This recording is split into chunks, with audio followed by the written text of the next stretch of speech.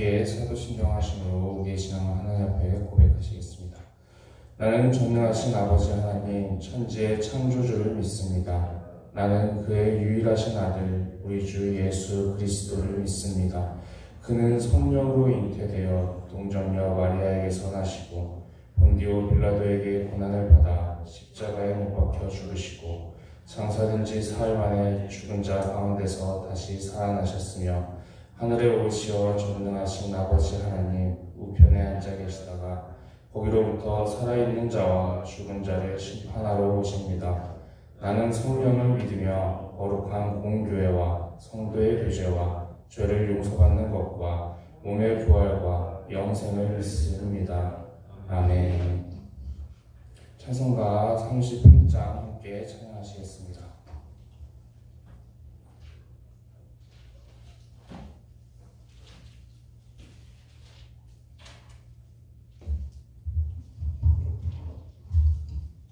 찬송가 38장 찬양하시겠습니다. 예수 우리 왕이여 이곳에 오셔서 우리가 왕께 드리는 영광을 받아 주소서. 우리는 주님의 백성, 주님은 우리 왕이라. 왕이신 예수님 오셔서 좌정하사 다스리소서. 예수 우리 주시여 이곳에 오셔서 우리가 주께 드리는 찬양을 받아 주소서. 우리는 주님의 종들, 주님은 우리 주시라. 주 대신 예수님 오셔서 이 찬양을 받아 주소서. 이 시간 함께 나눌 말씀은 사사기 20장 1절부터 35절까지의 말씀입니다. 사사기 20장 1절부터 35절까지의 말씀입니다.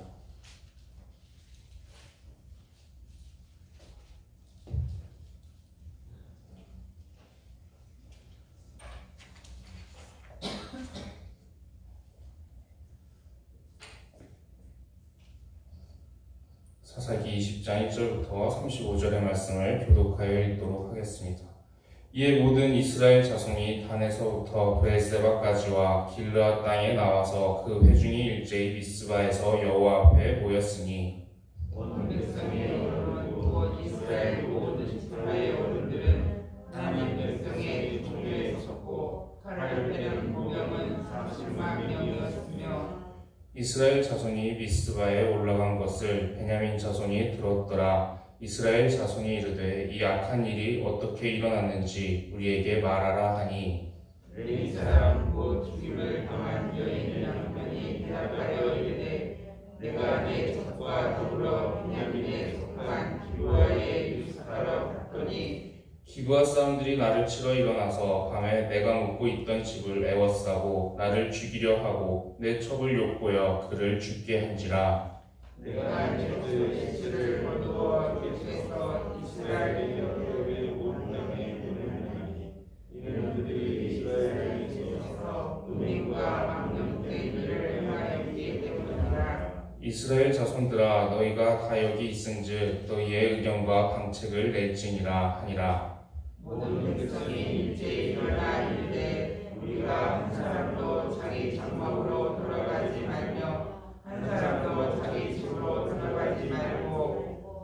우리가 이제 기브아 사람에게 이렇게 행하리니 곧 제비를 뽑아서 그들을 치되 우리가 이스라엘 모든 지파 중에서 10명, 1000명에 6명, 10,000명에 1000명을 뽑아 그 백성을 위하여 양식을 주려 하고 그들에게 베냐민의 기브아에게 가서 그 무리가 이스라엘 중에서 망령된 일을 행한 대로 징계하게 하리라 하니라. 이와 같이 이스라엘 모든 사람이 하나같이 합심하여 그 성읍을 치려고 모였더라. 이스라엘 지파들이 베냐민 온 지파의 사람들을 보내어 두루 다니며 이르기를 너희 중에서 생긴 이 악행이 어찌 되느냐. 그런즉 이제 기브아 사람들 곧 그 불량배들을 우리에게 넘겨주어서 우리가 그들을 죽여 이스라엘 중에서 악을 제거하여 버리게 하라 하나 베냐민 자손이 그들의 형제 이스라엘 자손의 말을 듣지 아니하고 오히려 성들로부터 기브아에 모이고 나아가서 이스라엘 자손과 싸우고자 하니라. 그때 그 성읍들로부터 나온 베냐민 자손의 수는 칼을 빼는 자가 모두 26,000명이요 그 외에 기브아 주민 중 택한 자가 700명인데 이 모든 백성 중에서 택한 700명은 다 중직자들이라. 물매를 돌을 던지며 조금 더 힘이 없는 자들이더라. 베냐민 자손 외에 이스라엘 사람으로서 칼을 빼는 자의 수는 40만 명이니 다 전사라. 이스라엘 자손이 일어나 그들에 올라가서 하나님께 여쭈어 이르되 우리 중에 누가 먼저 올라가서 베냐민 자손과 싸우리까 하니 여호와께서 말씀하시되 유다가 먼저 갈지니라 하시니라. 이스라엘 자손이 아침에 일어나 기브아를 대하여 진을 치니라. 이스라엘 사람이 나아가 베냐민과 싸우려고 전열을 갖추고 기브아에서 그들과 싸우고자 하매 베냐민 자손이 기브아에 나와서 당일에 이스라엘 사람 22,000명을 땅에 엎드려 드렸으나 이스라엘 사람들이 스스로 용기를 내어 첫날 전열을 갖추었던 곳에서 다시 전열을 갖추니라. 이스라엘 자손이 올라가 여호와 앞에서 정을도로 불며 여호와께 여쭈어 이르되 내가 다시 나아가서 내 형제 베냐민 자손과 싸우리이까 하니 여호와께서 말씀하시되 올라가서 치라 하시니라. 그 이튿날에 이스라엘 자손이 베냐민 자손을 치러 나아가매 베냐민도 그 이튿날에 기브아에서 그들을 치러 나와서 다시 이스라엘 자손 18,000명을 땅에 엎드려 드렸으니 다 칼을 빼는 자였더라. 이에 온 이스라엘 자손 모든 백성이 올라가 그들의 이르러 울며 거기서 여호와 앞에 앉아서 그날이 점을 들어 금식하고 번제와 목제를 여호와 앞에 드리고 이스라엘 자손이 여호와께 부르니라. 그때는 하나님의 언약궤가 거기 있고 아론의 손자인 엘리야사의 아들 비나스가 그 앞에 모시고 섰더라. 이스라엘 자손들이 여쭈기를 우리가 다시 나아가 내 형제 베냐민 자손과 싸우리까 하나니까 하니 여호와께서 이제 올라가라. 내일은 내가 그를 내 생선에 넘겨주리라 하시는지라. 이스라엘이 기브아 주위에 군사를 왜곡하니라. 이스라엘 자손이 셋째 날에 베냐민 자손을 치러 올라가서 전과 같이 기브아에 맞서 진영을 갖추매 베냐민 자손이 나와서 백성을 맞더니 게임에 빠져 성읍을 떠났더라. 그들이 큰 길 곧 한쪽은 베델로 올라가는 길이요 한쪽은 기브아의 들로 가는 길에서 백성을 쳐서 전과 같이 이스라엘 사람 30명 가량을 죽이기 시작하며 베냐민 자손이 스스로 이르기를 아들이 처음과 같이 우리 향해 하셔서 패한다. 이스라엘 자손은 이르기를 우리가 도망하여 그들을 성읍에서 큰 길로 깨어내려다 하고 이스라엘 사람이 모두 그들의 처소에서 일어나서 바알 다말에서 전열을 갖추었고 이스라엘의 복병은 곧 그 장소 곧 기브아 초장에서 쏟아져 나왔더라. 온 이스라엘 사람 중에서 택한 사람 10,000명이 기브아에 이르러 치매 싸움이 치열하나 베냐민 사람은 화가 자기에게 미친 줄을 알지 못하였더라. 함께 읽겠습니다. 여호와께서 이스라엘 앞에서 베냐민을 치심해 당일에 이스라엘 자손이 베냐민 사람 25,000명을 죽였으니 다 다 칼을 빼는 자였더라. 아멘. 사사기 19장에 이어서 이제 20장의 말씀으로 이어지게 됩니다. 사사기 19장의 말씀을 보게 되면 베냐민 지파, 그러니까 이스라엘의 한 지파 가운데에서 집단 성범죄가 일어나게 되고 그로 인해서 이제 큰 내전이 일어나게 되는 상황이 벌어지게 됩니다. 이 시기는 지금 보게 되면 이스라엘의 초기 시대, 사사기 초기 시대입니다. 여호수아 바로 한 세대 다음 세대에서 일어난 일입니다. 지금 이 세대 가운데 영적인 지도자가 누군가 하면 아론의 손자인 비느하스가 영적인 이스라엘의 지도자로 있었던 그런 상황입니다. 그렇기 때문에 여호수아 바로 다음 세대, 그러니까 그 사사기 초기에 있었던 일인데, 사사기는 제가 말씀드렸다시피 사사기의 초기부터 이제 점점 더 후기로 갈수록 영적인 상태가 더 악화가 됩니다. 그런데 벌써 이제 초기 시대부터 이런 집단 성범죄와 이로 인해서 한 지파가 멸족되는 일이 벌어지게 됩니다. 베냐민 지파는 사실상 이제 거의 다 멸족되다시피 하게 되고, 이를 안타깝게 여겼던 이스라엘 사람들이 남아있는 베냐민 사람 남자들 소수를 데리고 이제 그 명맥이 이어질 수 있도록 자비를 베풀었기 때문에 이제 그 명맥이 이어지긴 하지만, 사실상 이 이후로는 이제 베냐민 이스라엘 가운데 12지파가 아니라 사실상 11지파처럼 역사에 등장을 하게 됩니다. 베냐민 지파는 사실상 사라졌다시피 이렇게 취급을 받게 되는 것이죠. 그리고 이제 몇 차례의 전투가 일어나게 되는데, 이스라엘의 모든 지파들이 모이고 베냐민 지파와 서로 싸우게 돼서 이제 이스라엘 군에서도 많은 피를 흘리게 되고 베냐민 지파는 사실상 멸족되다시피 합니다. 그리고 지금 이 베냐민 지파에서 일어났던 이 일은 소돔과 고모라에서 일어났던 일과 마찬가지입니다. 그때에도 소돔과 고모라가 멸망할 때에도 이제 롯이 이제 천사들을 손님으로 맞아들였을 때, 그때도 이제 그 사람, 거기에 있던 소돔에 있던 사람들이 그 천사들을 집단 성범죄로 이제 범죄를 일으키려고 이제 그 대상으로 삼으려고 했다가 이제 멸망을 하게 되는데, 그 죄악과 그래서 심판받아 멸망했던 소돔과 고모라와 같은 죄악이 이스라엘 내에서 벌써 여호수아 바로 다음 세대에 바로 일어나고 있는 그런 모습을 보게 됩니다. 사사기 초기의 영적인 상태가 이미 이스라엘의 영적 상태가 소돔과 고모라와 같은 수준으로 떨어져 있었다라는 것입니다. 여호수아 세대 같은 경우는 40년 동안 광야에서 하나님께 순종을 훈련받았던 세대입니다. 그래서 그들도 문제들이 많았지만 그럼에도 불구하고 다른 이스라엘 전체 세대랑 비교했을 때는 상당히 훌륭한 신앙을 갖추었던 그런 세대인데, 바로 한 세대가 지나자마자 이렇게 소돔과 고모라와 같은 수준으로 이스라엘의 영적 상태가 떨어져 있었고, 하나님의 기대와는 너무나도 먼 모습을 이제 볼 수가 있습니다. 하나님께서 이스라엘을 만드시고 또 기르시고 이스라엘을 세우시기까지, 그리고 가나안 땅을 정복해서 그들에게 이스라엘이라는 나라가 세워지기까지 함께 하시고 이제 애정을 쏟아 부어주셨던 그 모든 것을 생각을 해보면, 이스라엘에게 기대하셨던 그 모습과는 지금 거리가 상당히 멀어 보입니다. 하나님께서는 이스라엘이 이 가나안 땅에 하나님의 나라로서 세워지게 되고, 이 이스라엘을 통해서 세상의 모든 사람들이 다 복음화되는 그런 일이 일어나기를 바라셨는데, 오히려 지금 이제 이스라엘 사람들은 남아있는 그 정복전쟁, 완수해야 될 그 정복전쟁의 과제가 남아있었음에도 불구하고 죄로 인해서 내전이 일어나게 되고, 그로 인해서 한 지파가 멸족되다시피 하는 그런 모습을 보게 됩니다. 이 이후로도 이제 사사기 내내 이스라엘의 영적 상태는 계속해서 악화가 되기 때문에 점점 더 이런 악한 모습들은 하나님 앞에서 반복적으로 일어나게 됩니다. 이런 모습들을 보게 되면은 이제 성경의 모습을 보게 되면 대부분의 이스라엘의 모습들, 그리고 이스라엘 이후의 모습들 보게 되면 하나님의 백성들의 모습이 그다지 신실하지도 않았고 그다지 사랑스러운 모습도 아니었다는 모습을 계속 보게 될 것입니다. 창세기부터 요한계시록까지의 모든 성경을 이렇게 쭉 공부를 하다 보면, 계속해서 연구하고 그렇게 하다 보면 사람이 대체적으로 다 하나님 앞에서 죄 짓거나 하나님의 뜻을 거스르거나 그러면서 하나님의 마음에 실망감을 안겨드리는 그런 모습이 대부분이었다는 것을 다들 아실 것입니다.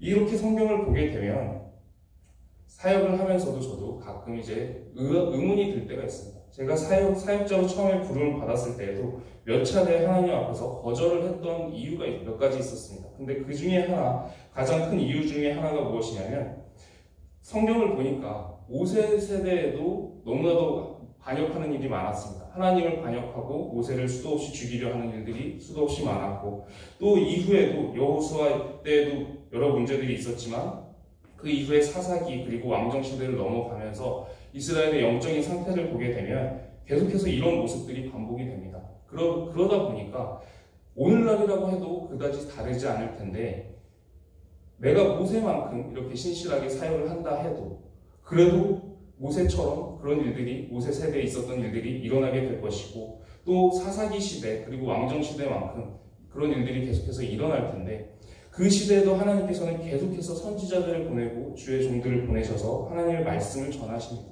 그러면서 계속해서 그들이 돌이키기를 바라시고 하나님 앞에 믿음으로 다시 나아오기를, 회복되기를 바라시면서 그렇게 보냈어도 그 선지자들을 더러는 죽이고 더러는 핍박하면서 계속해서 공격적인 모습으로 대하는 모습을 보게 됩니다.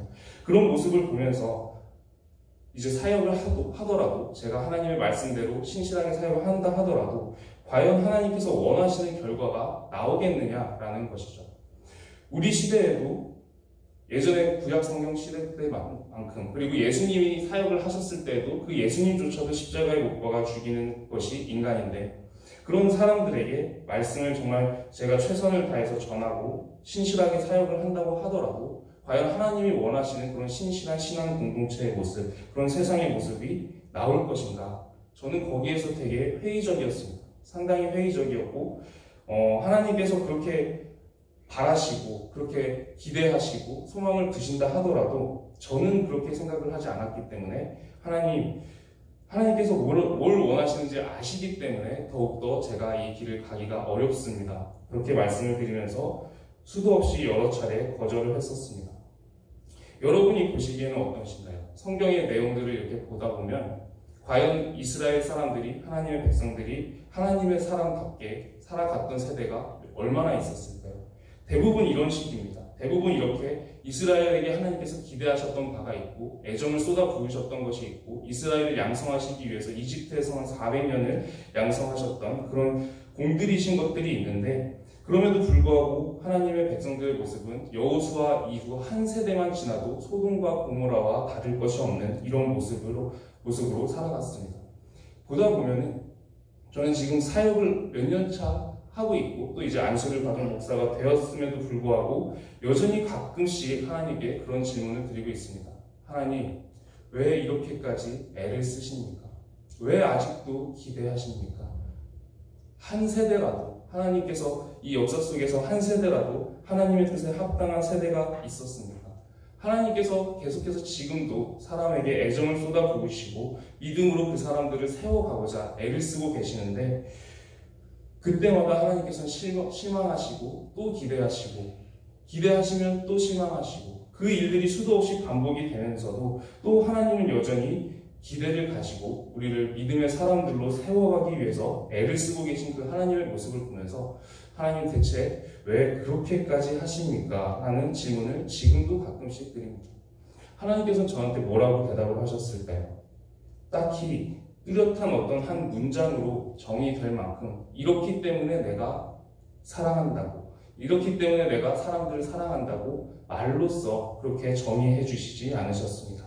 대신에 저에게 계속해서 꾸준히 보여주셨던 것은 그럼에도 불구하고 하나님이 계속해서 사람들을 놓지 않고 계시는 모습을 보여주셨습니다. 이 수많은 세대 가운데, 수많은 죄악을 거듭하는 그 세대들 가운데 이스라엘의 모습도 우리 세대의 모습도 그 가운데에서 하나님께서는 계속해서 때로는 답답해하시고 때로는 화가 나시기도 하시고 때로는 고통스러워 하시면서까지도 사람들을 끌어안고 계속해서 때로는 눈물 흘리면서 때로는 피를 흘리시면서까지도 끌어안고 계신 모습을 반복해서 보여주셨습니다. 그것이 하나님의 대답이라고 저는 생각을 합니다. 수도 없이 몇 년 동안 이렇게 계속해서 반복하는 질문 가운데 하나님께서 대부분의 경우는 저한테 어떤 성경을 열심히 연구하면 이래서 이렇게 하셨구나 라는 이유들을 알 수 있게 해주셨는데, 뚜렷한 어떤 사람의 언어로 한 문장으로 이래서 이 이유 때문에 내가 사람을 사랑하는 거야 라고 알려주시지 않고 계속해서 반복적으로 하나님의 모습을 보여주셨습니다. 그럼에도 불구하고 계속해서 사랑하고 계신 그 하나님의 모습, 그 모습이 우리가 가야 될 길이라는 것을 하나님께서 알려주시는 것이겠죠. 우리 역시 하나님의 백성으로서 이 시대의 사람으로서 살아가고 있습니다. 이 시대에 하나님께서도 여전히 우리에게 애정을 쏟아부으시면서 우리 한 사람 한 사람 그리고 신앙 공동체 하나하나를 하나님의 뜻에 합당한 모습이 되기를 기대하시면서 여전히 애정을 쏟아붓고 계십니다. 바라기는 매 세대에 하나님은 기대를 하셨습니다. 그리고 수도 없이 실망과 마음의 상처를 계속해서 받으셨습니다. 그럼에도 불구하고 계속해서 하나님께서 기대해 주시고 계속해서 신뢰해 주시고 계속 애정을 쏟아부어 주셨던 것은 그것도 사랑이기 때문일 것입니다. 우리 세대 역시 하나님께서 우리에게 기대하고 계신 모습들이 있습니다.